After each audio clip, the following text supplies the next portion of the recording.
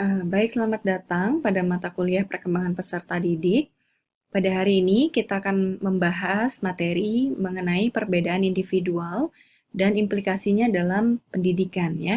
Jadi perbedaan individual atau individual differences. Topik-topik yang akan kita bahas pada hari ini atau pada pertemuan kali ini adalah yang pertama definisi perbedaan individual. Kemudian yang kedua adalah tipe-tipe variasi peserta didik. Lalu kemudian yang ketiga adalah implikasi dalam pendidikan.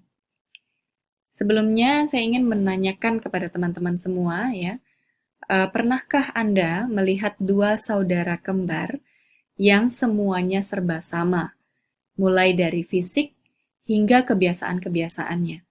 Kalau teman-teman lihat di depan teman-teman, ini sudah ada foto saudara kembar ya, Michelle dan Misha ya, Chandrawinata. Saya lupa namanya, tetapi mungkin ini sudah cukup dikenal ya oleh teman-teman semua, karena mereka cukup sering juga muncul di TV, walaupun belakangan ini mungkin tidak terlalu sering kita lihat, namun sepertinya namanya sudah cukup terdengar. Nah, mereka adalah saudara kembar, dan pertanyaan saya, apakah mereka memiliki ciri-ciri atau karakteristik yang sama semuanya? Misalnya selain fisiknya, mungkin sifatnya atau kemampuan kognitifnya, kemampuan sosialnya, emosional, dan lain sebagainya. Apakah kedua orang ini memiliki karakteristik yang sama semuanya? Nah, ini menjadi pertanyaan ya. Nah, teman-teman, sekalipun ada dua orang kembar, tidak mungkin mereka memiliki kesamaan dalam segala hal. Ya, jadi walaupun kembar lahirnya barengan dari satu rahim yang sama, tetapi sangat tidak mungkin mereka memiliki memiliki karakteristik atau ciri yang persis sama. Apalagi orang-orang yang tidak kembar dan tidak lahir dari satu rahim yang sama. Perbedaan itu tentu akan semakin banyak atau semakin kentara akhirnya, ya. Jadi di dunia ini kita tidak akan pernah bisa melihat dua manusia atau dua makhluk hidup yang persis sama. Nah, dalam konteks pendidikan, dalam konteks di sekolah, ini pun menjadi isu yang cukup penting untuk kita bahas. Bukan cukup penting, bahkan sangat penting untuk kita perhitungkan atau pertimbangkan ya. Artinya, tidak ada satupun peserta didik yang memiliki kesamaan dengan peserta didik lainnya secara total atau 100%. Walaupun mereka kembar datang ke satu kelas yang sama, mereka tentu akan berbeda. Apalagi yang tidak kembar, ya. Sehingga sebagai seorang pendidik, pada akhirnya memang harus memiliki pemahaman terkait dengan perbedaan individual ini. Nah, inilah yang akan kita bahas dalam pertemuan ini. Bagaimana apa karakteristik atau ciri-ciri perbedaan yang ada antara peserta didik dan juga bagaimana implikasinya terhadap pendidikan dan apa yang akhirnya harus diperhatikan oleh pendidik ya untuk menangani atau memberikan treatment kepada peserta didik yang memiliki perbedaan satu dengan yang lainnya. Nah, topik terkait dengan individual differences atau perbedaan individual itu memang banyak sekali dibahas dalam psikologi, karena di psikologi itu sendiri topik kajian memang terkait dengan perilaku manusia ya, dan banyak sekali aspek perilaku manusia yang berbeda, baik itu aspek keterampilan sosial, emosional, kemudian kognitif dan lain sebagainya yang berbeda antara satu manusia dengan manusia yang lainnya. Dan dalam psikologi tentang individual differences, dipelajari tentang bagaimana adanya perbedaan kecerdasan, kemudian kepribadian, gaya belajar, dan kebutuhan serta minat peserta didik itu menjadi hal yang penting ya. Jadi di sana dibahas perbedaan-perbedaan seperti itu. Kemudian pembelajaran menjadi efektif jika perbedaan dalam bahasa, budaya, perilaku sosial itu kita perhitungkan, ya. Jadi kita tidak, kalau dari sini dikatakan bahwa kita tidak bisa menyamaratakan peserta didik kita yang pada dasarnya sebenarnya memiliki perbedaan yang sangat besar ya antara satu dengan yang lainnya. Nah, sehingga memperhitungkan atau mempertimbangkan perbedaan tersebut menjadi hal yang sangat penting dilakukan oleh seorang peserta didik. Seorang pendidik ya. Kemudian seorang pendidik harus peka terhadap perbedaan individu. Tantangan seorang pendidik atau guru adalah untuk mengakui perbedaan tersebut dan berupaya untuk memaksimalkan perkembangan pada setiap anak. Ya, jadi kadang kita mengetahui bahwa terdapat perbedaan individual ya, perbedaan antara satu peserta didik dengan peserta didik lainnya. Namun seringkali seorang pendidik itu mengabaikan perbedaan-perbedaan tersebut. Kenapa diabaikan? Karena mereka akan berpikir repot sekali kalau kita mempertimbangkan atau memperhitungkan setiap perbedaan yang ada. Apakah benar seperti itu pola pikirnya? Ya mungkin apa yang mereka pikirkan betul benar seperti itu. Artinya repot sekali kalau kita harus melihat satu persatu apa kemampuan atau keterampilan yang dimiliki oleh anak tersebut. Namun, sekali lagi adik-adik semua, dalam konteks pembelajaran di sekolah, sekolah itu tidak memberikan layanan pendidikan kepada kelompok siswa, tetapi sebenarnya pada siswa secara individu. Namun kemudian dalam pelaksanaan itu dikelompokkan, ya. Jadi itu yang perlu kita pahami, bukanlah kita memberikan pendidikan secara kelompok, ya, tetapi secara individual. Namun diberikan secara berkelompok, ya. Karena siswa itu datang ke sekolah, mendaftar di sekolah tertentu, itu kan secara individu. Secara personal dia datang ke sekolah itu berharap untuk mendapatkan pelajaran yang dapat mengembangkan dirinya dan kemudian mengantarkan dirinya menjadi siswa yang sukses, ya. Jadi bukanlah sekelompok manusia atau sekelompok siswa datang ke sekolah itu untuk mendapatkan layanan pendidikan. Sehingga sebenarnya para pendidik itu juga mau tidak mau, suka tidak suka, repot tidak repot, memang harus memikirkan yang namanya perbedaan individual. Sehingga pembelajaran yang kita berikan kepada peserta didik kita merupakan pembelajaran yang optimal, yang efektif untuk mengembangkan keterampilan dan kemampuan dari peserta didik kita. Nah, kalau kita lihat dari segi definisi ya, individual differences atau perbedaan individu merupakan variasi di antara individu-individu sehubungan dengan satu atau sejumlah karakteristik. Jadi secara definisi sebenarnya sesimpel itu. Artinya, terdapat variasi atau perbedaan antara satu individu dengan individu lainnya, baik pada satu aspek saja maupun pada sejumlah aspek atau karakteristik. Ya, jadi ada variasi atau perbedaan. Nah, kemudian perbedaan individu berarti perbedaan-perbedaan yang dalam totalitasnya membedakan satu individu dengan individu lainnya.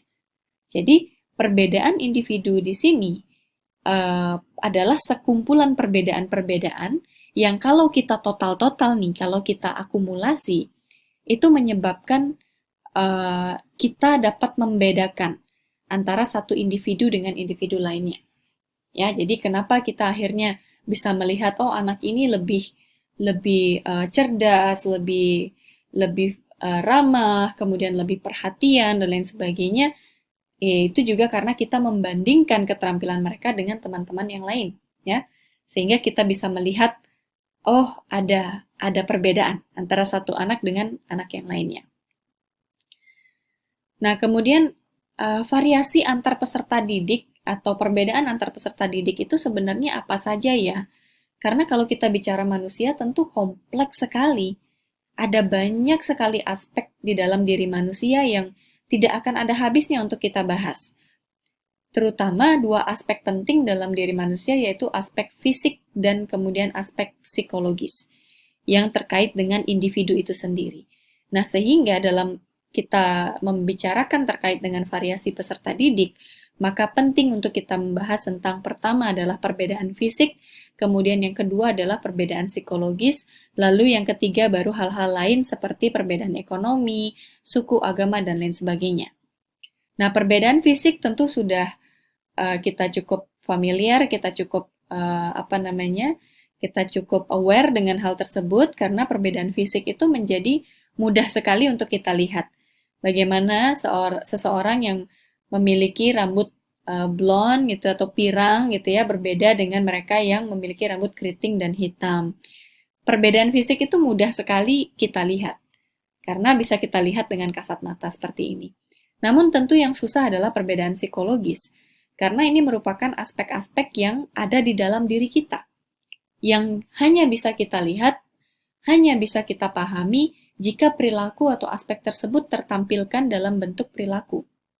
Ya, jika karakteristik atau aspek tersebut kita tampilkan dalam bentuk perilaku. Nah, sehingga perbedaan psikologis ini merupakan suatu tantangan untuk kita bisa melihatnya.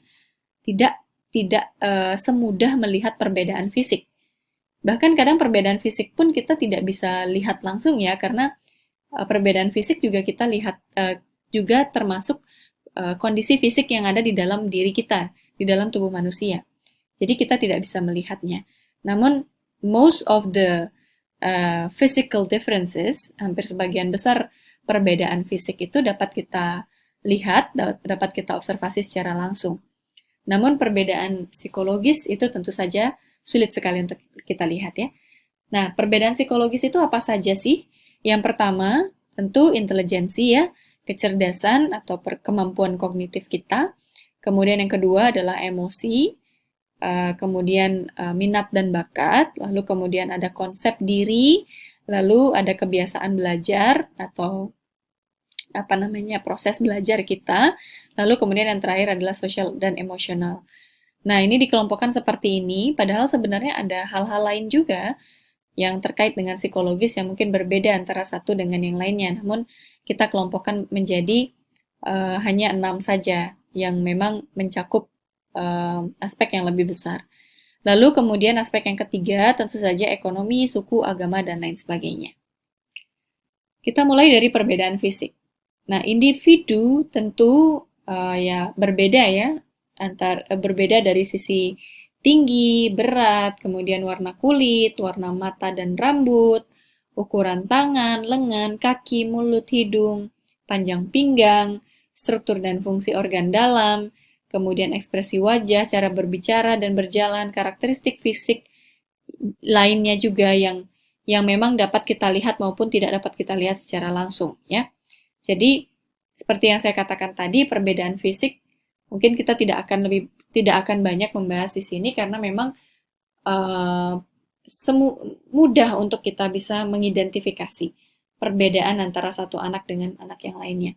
Ketika kita melihat dua orang anak, yaitu anak A dan B, katakanlah seperti itu, kita diminta untuk melihat perbedaan ya antara dua anak tersebut. Tentu hal pertama yang keluar dari bibir kita ketika menjawab pertanyaan itu tentu adalah perbedaan fisik.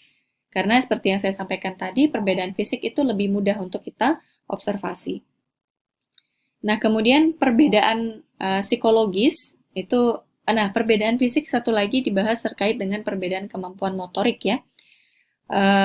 Kemampuan motorik itu kemampuan untuk kita bisa bergerak atau menggerakkan otot-otot yang ada di dalam tubuh kita ya. Ada perbedaan besar dalam kemampuan motorik, seperti misalnya waktu kita memunculkan reaksi atau respon, lalu kemudian kecepatan respon kita atau aksi kita, kemudian kemantapan kita dalam bergerak atau merespon, lalu kekuatan otot, ketangkasan, ketahanan terhadap kelelahan, dan lain sebagainya.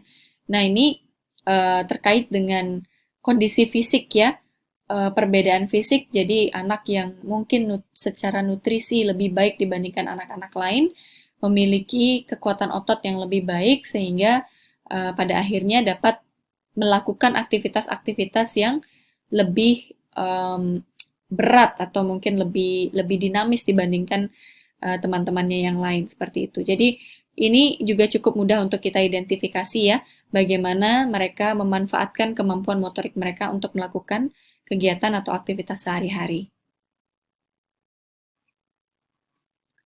Nah, kemudian berikutnya adalah perbedaan intelijensi atau kemampuan berpikir. Setiap orang memiliki kemampuan berpikir atau kemampuan kognitif yang tentunya berbeda, ya, bagaimana mereka memproses informasi, bagaimana mereka mendapatkan informasi, kemudian memproses informasi, dan kemudian menggunakan informasi tersebut untuk memecahkan masalah sehari-hari tentu berbeda ya. Ada orang yang mungkin lebih cepat dalam memahami suatu informasi, ada orang yang lebih lambat, ada orang yang cepat menangkap informasi namun lambat dalam memproses, seperti itu misalnya, atau ada juga yang cepat memproses tetapi kemudian menggunakannya dalam konteks tertentu atau untuk memecahkan masalah sehari-hari itu sulit gitu. Jadi setiap orang memiliki kemampuan atau kapasitas intelektual yang berbeda-beda antara satu orang dengan orang lainnya. Begitupun dengan peserta didik kita ya, mereka memiliki kemampuan intelektual yang berbeda-beda. Prestasi ataupun pengetahuan peserta didik kita bisa jadi berbeda, walaupun memiliki tingkat intelijensi, lama sekolah, dan pengalaman yang hampir sama. Jadi katakanlah ada seorang peserta didik yang mungkin memiliki IQ 110 gitu ya. Kemudian sama-sama bersekolah, katakanlah SD sebanyak 6 tahun. Sama-sama memiliki IQ 110. Dan pengalamannya hampir sama, dalam arti adalah mengikuti beragam kegiatan sekolah yang kurang lebih sama. Tapi bisa jadi mereka memiliki prestasi dan pengetahuan yang berbeda antara satu peserta didik dengan peserta didik lainnya. Karena apa? Karena ada hal-hal lain yang memang dari rentang kehidupan kita atau aspek kehidupan kita yang berbeda. Tidak mungkin kita memiliki suatu pengalaman, suatu pemahaman yang persis sama antara satu peserta didik dengan peserta didik lainnya. Walaupun punya exposure atau paparan yang sama terhadap suatu peristiwa atau fenomena, bagaimana kita memahami fenomena tersebut tentu akan berbeda. Nah, sehingga walaupun memiliki IQ yang sama, lama sekolah yang sama, dan lain sebagainya, prestasi kita dengan teman-teman kita tentu bisa jadi berbeda. Nah, seperti teman-teman sekarang sama-sama mengikuti kuliah selama 4 tahun kurang lebih nantinya. Kemudian mungkin IQ-nya kurang lebih sama mungkin. Ya, lalu pengalamannya kurang lebih juga sama. Tetapi prestasi kalian bisa jadi tentu berbeda ya antara satu orang dengan orang lainnya. Nah, kita berbicara tentang intelijensi, ini ada banyak sekali hal yang kita bisa bahas ya, yang mungkin akan kita bahas juga nanti di akhir pertemuan kita di perkuliahan ini terkait dengan multiple intelligence. Jadi kecerdasan kecerdasan yang banyak ya, lebih dari satu ya, makanya disebut dengan multiple. Jadi dianggapnya kita memiliki beragam jenis kecerdasan. Jadi kecerdasan itu bukanlah single factor atau bukanlah satu variabel keseluruhan yang menggambarkan segala proses kognitif yang terjadi di otak kita, namun kecerdasan itu dianggap memiliki aspek-aspek tertentu atau dimensi-dimensi tertentu yang akan berbeda antara satu manusia dengan manusia lainnya. Misalnya ada yang disebut dengan spatial intelligence, kemudian musical intelligence, interpersonal intelligence, dan lain sebagainya. Setiap orang itu memiliki intelektualitas yang berbeda-beda. Ya, jenis-jenisnya, dimensinya. Ada yang memiliki misalnya kemampuan mathematical dan spatialnya yang bagus. Tetapi ternyata musical and misalnya katakanlah naturalistic intelligence-nya itu kurang. Tapi ada juga yang mungkin musicalnya bagus. Kemudian kinestetiknya bagus dan lain sebagainya. Tetapi kemampuan matematikanya atau kemampuan berpikir logisnya itu kurang gitu misalnya. Jadi begitu kondisinya antara satu manusia dengan manusia lainnya, sehingga itulah mengapa dalam sekolah ya, dalam penyelenggaraan pendidikan, kita tidak bisa menjudge seorang peserta didik itu bodoh ya, atau tidak pintar, tidak cerdas dan lain sebagainya. Karena bisa jadi kecerdasan yang mereka miliki itu mungkin berbeda dengan teman-teman lainnya. Mungkin mereka memiliki kecerdasan di bidang musik, tetapi tidak di bidang akademik ya. Sehingga kita sebagai seorang peserta pendidik ya, sebagai seorang pendidik tentu harus memahami perbedaan-perbedaan tersebut. Nah, kemudian selanjutnya adalah perbedaan emosi.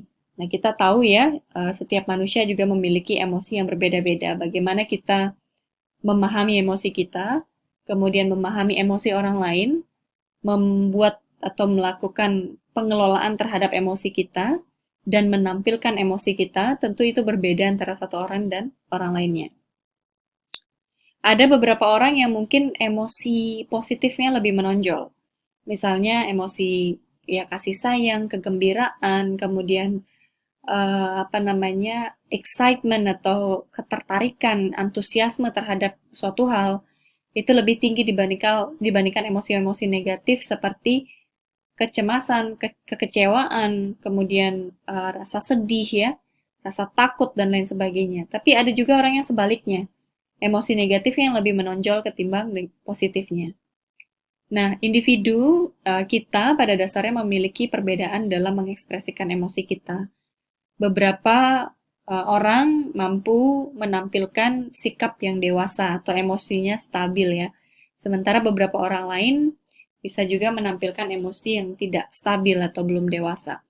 Ya, jadi dalam konteks peserta didik pun seperti itu. Ada anak yang cukup cukup bisa mengontrol emosi, jadi ketika mereka mungkin sedih, mereka bisa mengontrol ekspresinya ketika itu tidak seharusnya dikeluarkan. Jadi misalnya dalam pelajaran mereka tidak menunjukkan kesedihan itu, walaupun mungkin sebenarnya mereka dalam kesedihan itu.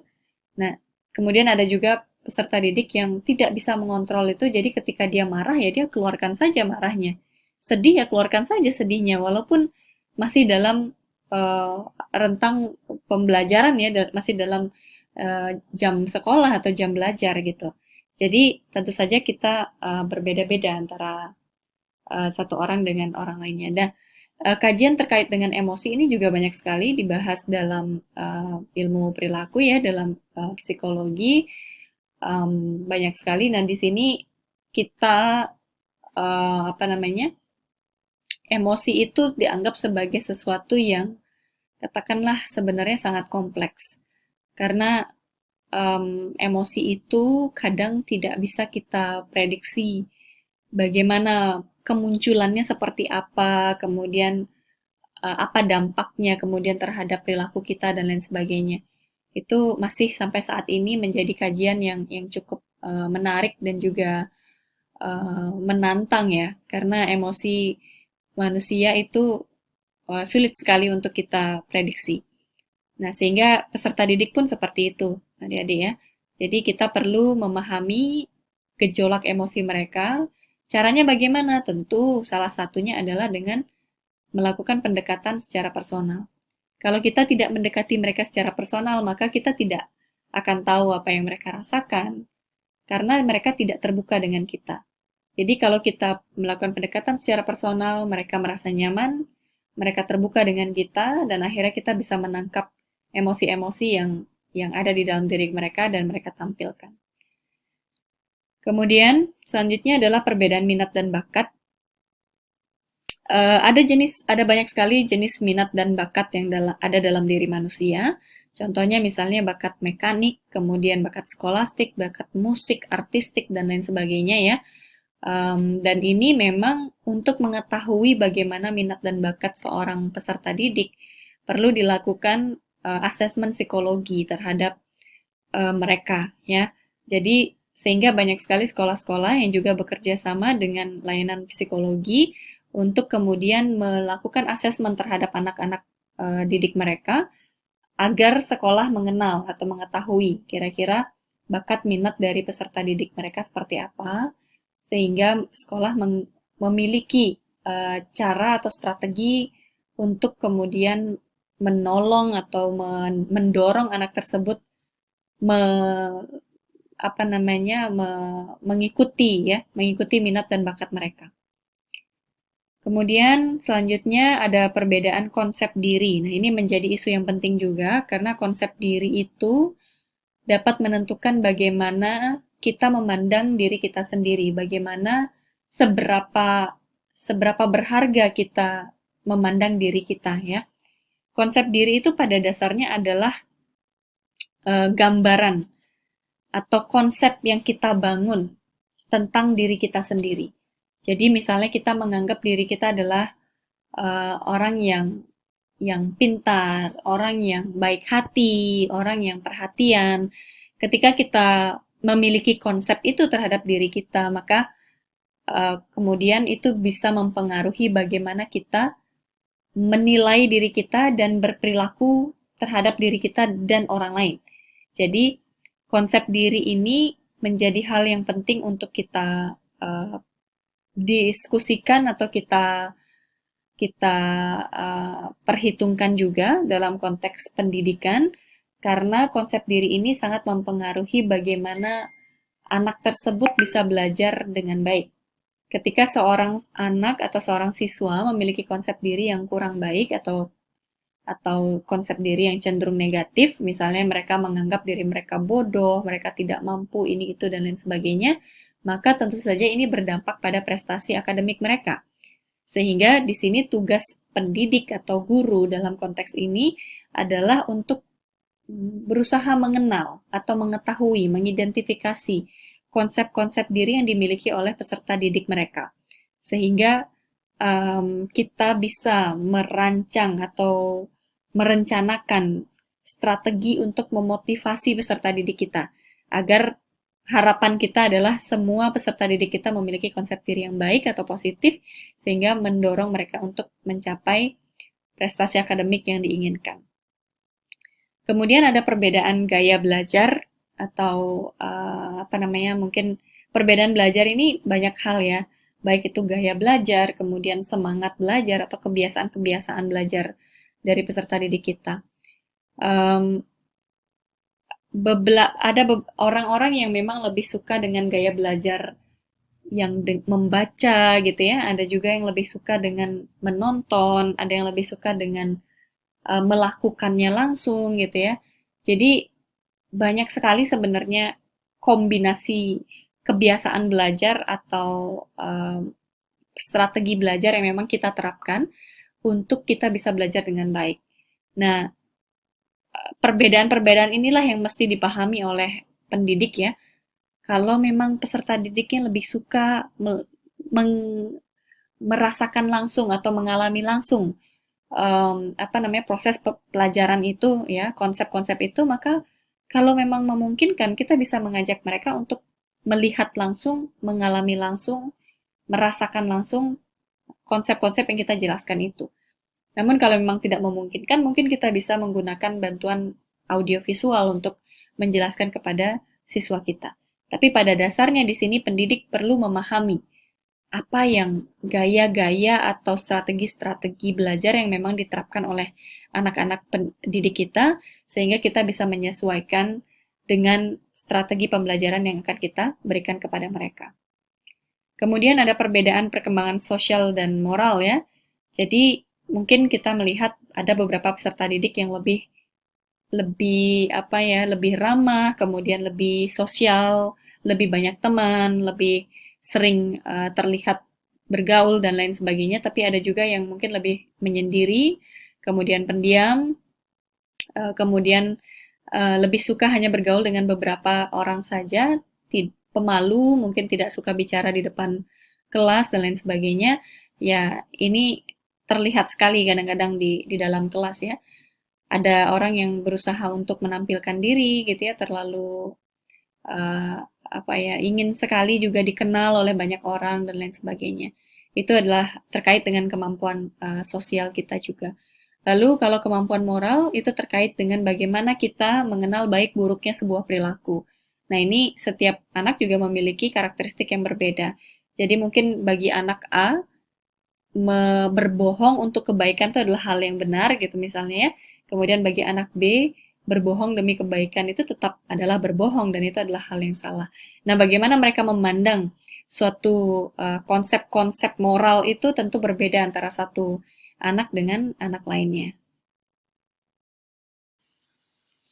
Nah, kemudian kita akan bahas bagaimana implikasinya dalam pendidikan ya. Ketika kita menyadari bahwa peserta didik kita itu memiliki perbedaan-perbedaan, karakteristik, dan beberapa aspek atau beberapa dimensi, sehingga pengetahuan terkait dengan perbedaan individual itu bagaimana kaitannya dengan konteks pendidikan atau penyelenggaraan pendidikan yang kita lakukan gitu ya sebagai seorang pendidik atau guru dalam konteks ini. Nah, yang pertama saya ingin mengatakan bahwa adalah keliru jika mengharapkan kesuksesan atau hasil yang sama pada semua peserta didik.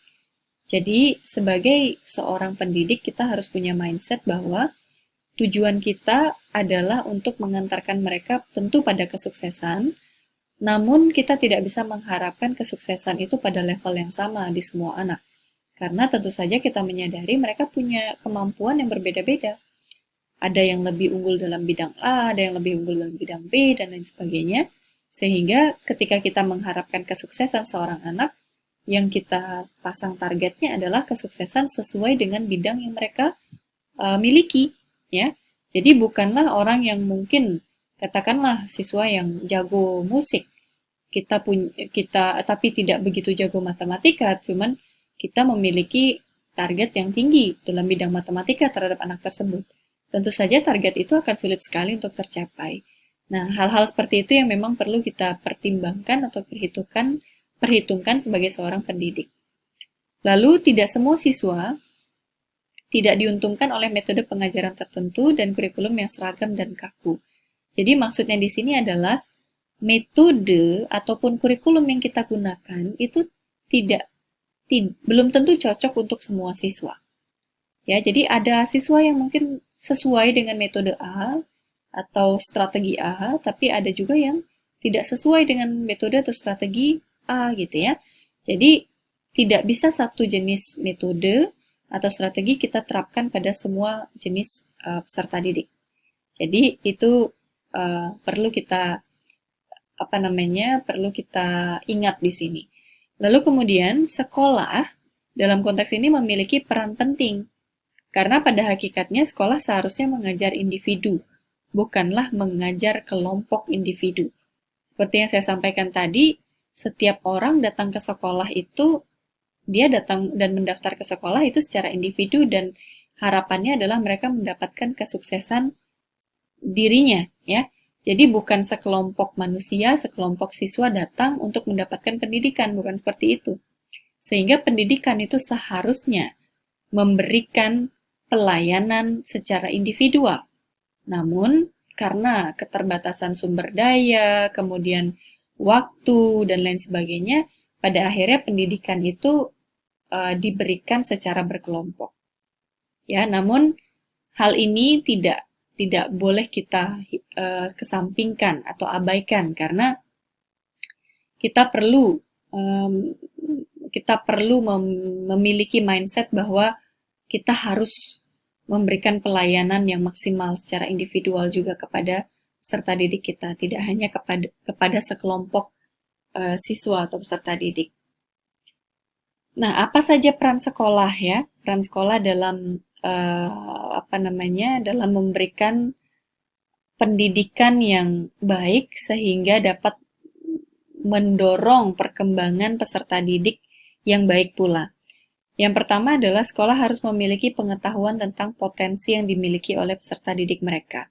Seperti yang saya sampaikan tadi, sekarang ada banyak sekali jenis-jenis pelayanan psikologi untuk membantu sekolah memberikan gambaran terkait dengan kecerdasan dari siswa, kemudian minat dan bakat siswa, sikap-sikap atau kepribadian siswa, kemampuan sosial emosional, dan lain sebagainya. Nah, ini penting sekali untuk diketahui oleh sekolah dan sangat penting bagi sekolah untuk melakukan asesmen psikologi secara rutin sehingga mereka memiliki pengetahuan akan potensi-potensi yang dimiliki oleh peserta didik dan bisa merancang suatu strategi atau treatment yang cocok untuk mengembangkan potensi-potensi tersebut. Kemudian yang kedua adalah sekolah hendaknya paham dalam melakukan pengelompokan siswa ya. Siswa itu ada yang mengatakan memang pengelompokan dilakukan berdasarkan pada kemampuan mereka. Jadi kita buat secara homogen, dalam arti adalah siswa yang kemampuannya baik dikelompokkan dengan siswa yang kemampuannya baik. Demikian juga yang kemampuannya kurang, kita kelompokkan dengan yang kurang. Tujuannya adalah sebenarnya untuk memberikan instruksi yang tepat, ya. Karena kalau kita campur anak itu ya, kita buat kelas yang heterogen, maka instruksi yang diberikan tentu akan sulit sekali. Karena katakanlah kalau kita memberikan instruksi secara detail kepada siswa. Siswa yang kemampuannya baik, yang cerdas, mereka akan mudah bosan dengan instruksi yang detail atau yang mendikte seperti itu. Sebaliknya, guru memberikan instruksi yang katakanlah cepat ya, atau mungkin singkat, padat dan jelas gitu kan. Bagi siswa yang kemampuan kognitifnya oke, dia akan mudah saja memahami itu. Tetapi siswa yang kemampuannya tidak oke, maka mereka akan kesulitan untuk mengejar itu dan melakukan kegiatan sesuai dengan instruksi yang diberikan oleh gurunya, ya. Sehingga dikatakan bahwa penting untuk melakukan pengelompokan siswa, di mana kita kelompokkan siswa berdasarkan pada kemampuan-kemampuan atau karakteristik atau dimensi-dimensi yang sama, sehingga kelas terbentuk secara homogen. Namun kembali lagi sebenarnya ada pro kontra dalam konteks ini. Ada yang mengatakan bahwa yang heterogen lebih baik karena bisa saling memotivasi nih, gitu kan? Jadi yang kemampuannya kurang dapat dimotivasi oleh yang kemampuannya lebih, atau yang sebaliknya, yang kemampuannya lebih akhirnya melihat teman yang kemampuannya kurang, mereka mengembangkan toleransi, kemudian keterampilan-keterampilan emosional dan mengembangkan sikap saling tolong menolong kepada mereka yang kemampuannya kurang. Tapi tergantung ya, balik lagi sebenarnya tujuan sekolah itu apa? Apakah hal yang prestasi akademik yang menjadi yang menjadi tujuan, atau mungkin ada hal-hal lain, tergantung dari tujuan dari sekolah itu sendiri. Lalu kemudian sekolah perlu melakukan penyesuaian kurikulum ya. Kurikulum itu hendaknya dibuat sefleksibel mungkin dan mengakomodasi pelajaran yang beragam dan pengalaman di luar kelas. Nah, ini dianggap dapat memberikan pengalaman yang sebesar-besarnya untuk peserta didik kita. Kita mengenal kurikulum yang memiliki program MBKM ya, MB Merdeka Belajar Kampus Merdeka, di mana mahasiswa diberikan kesempatan selebar-lebarnya untuk mengenyam pendidikan atau mendapatkan pengetahuan dan pengalaman di luar universitas mereka atau tempat mereka studi. Nah, sehingga ini sebenarnya sebagai sebuah bentuk untuk memberikan pengalaman dan pembelajaran yang beragam bagi mahasiswa. Nah, ini dianggap sebagai suatu hal yang baik. Karena pada zaman seperti ini, seorang siswa tidak hanya belajar dari kelas saja, dari mana saja mereka bisa belajar ya. Kemudian, sekolah perlu melakukan penyesuaian kurikulum. Jika memang kurikulum itu dinilai kurang tepat atau kurang memberikan pengaruh yang baik atau peningkatan yang signifikan bagi prestasi siswa atau mahasiswa, maka tentu penyesuaian kurikulum itu perlu kita lakukan. Setiap guru perlu memiliki kebebasan-kebebasan untuk merumuskan rencana dan strateginya sendiri, ya, dalam menyelenggarakan proses pembelajaran. Namun, tentunya mereka harus berusaha juga untuk mencoba mengikuti metode-metode yang berbeda. Karena kalau mereka terus menggunakan metode yang sama over and over again atau terus-menerus seperti itu, akhirnya si guru ini nyaman dengan strategi itu. Terlalu terbiasa, akhirnya tidak muncullah niat atau keinginan untuk mempelajari siswa secara lebih dalam atau perbedaan-perbedaan yang ada di dalam siswa itu sendiri. Sehingga tidak ada inovasi-inovasi atau perubahan-perubahan yang dibuat. Ya, jadi jangan sampai guru berada pada zona nyaman, pada zona kebiasaan-kebiasaan yang dia bangun dari dulu, sehingga kurikulum ini perlu terus kita ubah untuk membuat guru juga berubah dengan kebiasaan-kebiasaan itu. Lalu kemudian sekolah hendaknya mengadopsi metode untuk pembelajaran individual. Nah, ini pembelajaran individual ini sebenarnya banyak sekali diterapkan di negara-negara maju ya. dikenal dengan yang namanya Dalton Plan, kemudian Winnetka Plan, dan lain sebagainya. Ada juga yang project based atau problem based dan lain sebagainya yang sifatnya individual. Jadi kita sebagai pendidik, kita tidak hanya berusaha untuk menyusun strategi pembelajaran yang sifatnya kelompok, namun juga kita perlu untuk mendorong siswa untuk belajar secara individual ya, karena mereka lebih banyak juga belajar di rumah dengan orang tua mereka mungkin atau dengan teman-teman mereka, sehingga kita perlu memberikan berbagai macam resources yang dapat mereka gunakan, sumber daya yang dapat mereka gunakan untuk menyelenggarakan pembelajaran secara individual di rumah masing-masing. Ya, sehingga ini perlu diperhatikan oleh guru atau peserta atau pendidik sehingga dapat mendorong pembelajaran individual itu. Nah, kemudian langkah-langkah lain itu sebenarnya ada banyak sekali ya dalam pembelajaran individual. Dikatakan bahwa ukuran kelas itu harus kecil mungkin, karena semakin kecil ukuran kelas, maka semakin individual lah mereka belajarnya gitu mungkin ya. Kurang lebih yang dimaksud dengan ukuran kelas yang semakin kecil ya. Lalu kemudian guru harus mencoba untuk memberikan perhatian individu dalam kelompok, walaupun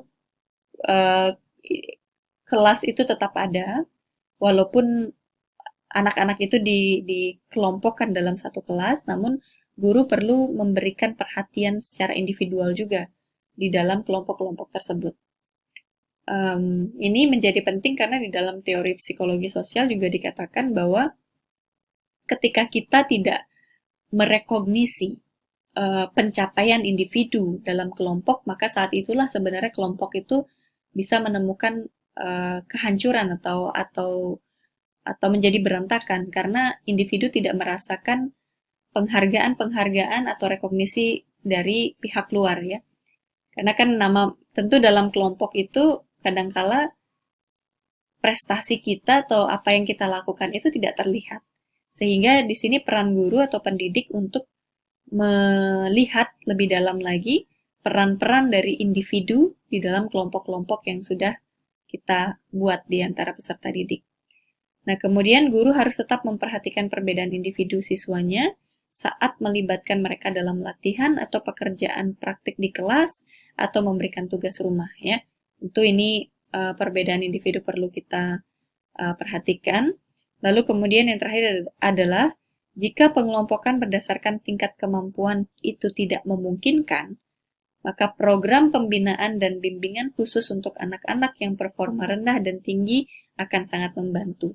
Jadi kalau tadi disampaikan bahwa kita diharapkan untuk bisa mengelompokkan berdasarkan kemampuan, jadi kita buat kelompok yang homogen, anak yang prestasi tinggi kita kelompokkan jadi satu, anak yang prestasi rendah kita kelompokkan jadi satu, namun jika memang itu tidak bisa kita lakukan, dalam arti mungkin ada tuntutan atau pertimbangan-pertimbangan lain yang harus dilakukan oleh sekolah, maka yang perlu diperhatikan adalah sekolah memberikan bimbingan khusus pada mereka yang mungkin prestasi akademiknya lebih rendah dibandingkan yang lain. Gitu ya. Jadi pada prinsipnya teman-teman, kita perlu memberikan pelayanan pendidikan secara optimal kepada peserta didik, tidak hanya secara kelompok atau berbasis kelas, namun juga berbasis individual. Karena disinilah mereka akhirnya mendapatkan reward-reward dan juga pengakuan-pengakuan yang dapat memotivasi atau memacu prestasi akademik mereka. Nah, adik-adik semua, demikian tadi penjelasan terkait dengan perbedaan individual atau individual differences dalam konteks penyelenggaraan pendidikan. Untuk melanjutkan perkuliahan ini, saya meminta teman-teman semua untuk melanjutkan diskusi dengan teman-teman yang lain, baik itu melalui media WhatsApp maupun media-media lainnya juga, terkait dengan bagaimana cara pendidik untuk mengenal dan juga memperhitungkan individual differences atau perbedaan individual para peserta didiknya dengan metode pembelajaran daring seperti saat ini. Karena kita ketahui metode pembelajaran daring ini pada dasarnya sebenarnya cukup memberikan tantangan ya, tidak hanya para peserta didik, namun juga para pendidik. Sehingga kadangkala ada juga yang mengeluh bahwa ya gimana saya mengenal siswa-siswa saya kalau pembelajaran dilakukan secara daring, sehingga interaksi sosial itu lemah sekali atau rendah sekali antara guru dengan muridnya ataupun antar murid itu sendiri. Nah, sehingga saya ingin mendengar pendapat dari teman-teman semua, kira-kira rekomendasi apa yang kalian bisa berikan agar pendidik itu bisa mengenal siswa dengan lebih baik, ya, atau melihat adanya perbedaan-perbedaan individual itu di peserta didiknya atau siswanya dalam konteks pembelajaran daring seperti saat ini. Apa yang bisa dilakukan dan bagaimana kira-kira melakukan itu. Nah, untuk menjawab ini tentu perlu berdiskusi satu sama lain ya, karena akan ada pertukaran ide di sana, pertukaran pendapat di sana ya. Jadi silahkan didiskusikan dan silahkan dituliskan pada e-learning di thread yang akan saya sediakan di sana. Baik, adik-adik, demikian tadi apa yang dapat saya sampaikan. Semoga ada hal-hal yang dapat bermanfaat dan dapat digunakan untuk lebih memahami terkait dengan perkembangan peserta didik. Di minggu-minggu berikutnya kita akan sudah membahas tentang aspek perkembangan, yaitu perkembangan kognitif, kemudian fisik, sosial, emosional, moral, dan lain sebagainya. Ya, jadi silahkan dipelajari itu lebih lanjut. Kita minggu depan akan membahas tentang perkembangan fisik dan motorik ya dari dari peserta didik ya. Jadi silahkan dipelajari. Kita akan berjumpa minggu depan. Terima kasih atas perhatian teman-teman semua dan sampai jumpa.